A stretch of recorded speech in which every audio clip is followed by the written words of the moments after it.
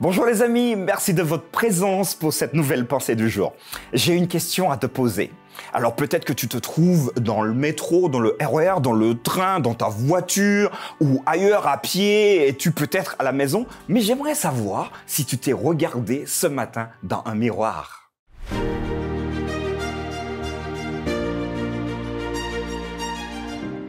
La pensée du jour aujourd'hui se trouve dans Jacques, chapitre 1, versets 23 et 24. Car si quelqu'un écoute la parole et ne la met pas en pratique, il est semblable à un homme qui regarde dans un miroir son visage naturel et qui, après s'être regardé, s'en va et oublie aussitôt comment il est. Je te demandais il y a quelques instants si tu t'étais regardé dans un miroir. Alors ce matin, cet après-midi ou ce soir. Parfois, on est étonné de ce qu'on voit. Alors ça m'est déjà arrivé, vous voyez, c'est vrai, je partage un peu ma vie, de partir de chez moi parce que j'étais un peu en retard sans vraiment, m'assurer que tout allait bien au niveau de mon visage. Je me suis simplement fait rappeler à l'ordre par quelqu'un qui m'a dit comment je vais dire, je crois que...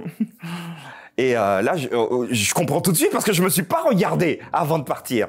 Et bien sûr, en regardant rapidement sur le reflet de mon téléphone, je me suis rendu compte que on pouvait mieux faire, si vous voulez. À quoi sert un miroir? Le miroir est tout simple. Il sert à nous renvoyer l'image qu'on a de nous-mêmes. C'est assez intéressant. Mais la Bible nous propose également d'avoir un autre miroir. Alors, je vous conseille en tout cas, si vous n'avez pas le temps et que vous êtes très souvent en retard, gardez un petit miroir dans votre sac, dans votre voiture, quelque part, comme ça, voilà. Avant de vous présenter en public, assurez-vous, ne faites pas la même erreur que moi, que tout va bien. Là, vous serez présentable et vous aurez moins honte. Ça, c'est un petit clin d'œil. Mais la Bible nous propose également un autre miroir. Et d'ailleurs, c'est Jacques qui va nous dire, car si quelqu'un écoute la parole, donc la parole de Dieu, la Bible, le texte biblique, et ne la met pas en pratique. Il va donc utiliser maintenant une métaphore. Cette personne qui passe son temps à lire la Bible et qui ne la met pas en pratique est comme celui, on va dire comme moi, ça marche, donc ne vous sentez pas atteint là aujourd'hui, c'est comme moi qui finalement, je me regarde dans un miroir, je vois qu'il y a ce fameux petit problème dont je vous ai parlé tout à l'heure, donc ce qu'on appelle le visage naturel, qui est pas toujours parfait, et finalement qui se dit ouais bon ok c'est bon, j'ai regardé, j'ai bien vu qu'il y a un petit souci, mais bon finalement c'est pas bien grave, et il s'en va et oublie aussitôt comment il est.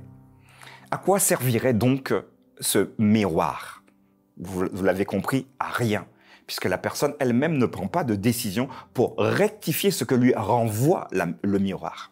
Il en a ainsi pour le texte, la Bible. Je vous invite régulièrement à la lire, c'est vrai, depuis plusieurs semaines, mais continuez encore aujourd'hui à la lire. Mais surtout, ne vous bornez pas à la lire, mais aussi d'appliquer ou de travailler en collaboration avec le Christ pour que le caractère du Christ que nous voyons dans le texte puisse s'implémenter, puisse se calquer à notre propre caractère. Là, le miroir servira à quelque chose. Là, la parole de Dieu servira à quelque chose. Alors, je vous encourage à continuer à lire. Si vous ne savez pas par où commencer, comment lire la Bible, prenez un livre, prenez n'importe lequel. Prenez Matthieu, prenez Marc, prenez Jacques, dans lequel nous tirons ce texte. Lisez-le, prenez le temps d'observer. Et surtout, regardez quelle image Jacques vous renvoie. Parce que le texte, là, sera votre miroir pour vous permettre de savoir qui vous êtes et, le cas échéant, pour entreprendre les modifications, les changements qui doivent nécessairement être faits.